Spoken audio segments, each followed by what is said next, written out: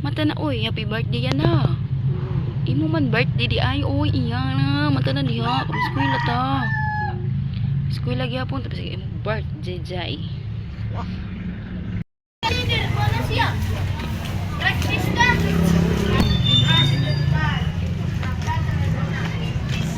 Ito na ka, oh. Taro kayo mo. Bye. Bye. Uy.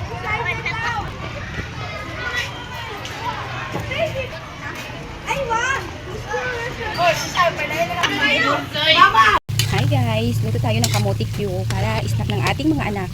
Snack ng aking mga anak guys, mamaya pag uwi nila galing sa school.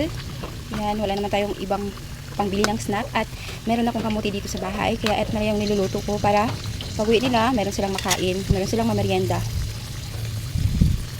Tignan nyo naman itong kamote ko guys. Ayan, merong dilaw, ayan. Pero kadalasan atong orange, parang siyang carrots o kulay. Carrots. Sobrang sarap ito guys, sobrang tamis din. Ilaga ko sana kaso lang yung request ng mga bata. Gusto nila ng iano ko daw, iprito, tapos talagyan ng asukal. Kahit matamis na yung kamote, pero alam niyo naman yung mga bata. Yan talaga yung gusto nga nilang luto. At dahil sila naman yung ano natin, papakainin nga nito. Kaya susundin natin yung request nila. Para siyang carrots, tignan guys, no. Ang ganda ng kulay niya. Meron akong naluto, ito yung naluto ko. Tinabit ko na muna kasi lulutuin ko pa to. Tapos pag maluto ko na to, tsaka ko naman ilalagay ulit, tapos meron ng asukal. Ganyan ako kapag magluluto ako ng kamote Q or kahit banana Q. Hindi ako expert sa pagluluto guys ng kamote Q or banana Q, pero marunong naman ako magluto. Iba-iba naman tayo sa pagluluto, diba? Ganun yung paraan ko sa pagluluto ng kamote Q. Yan.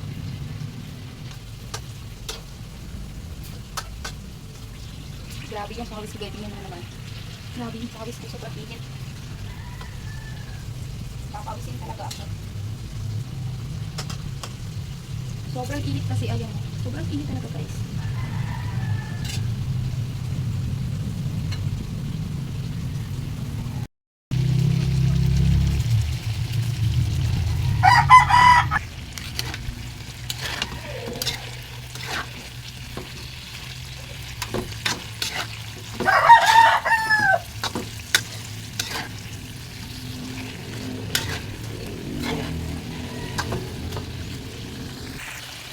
Ayan na guys, tumikit na yung asukal. Sobrang sarap na. Luto na ko diri ako ko magulong sa kuan pa. Alin na? Hi guys! Ayan yung mga estudyante ko guys. Ayan, stuck na sila.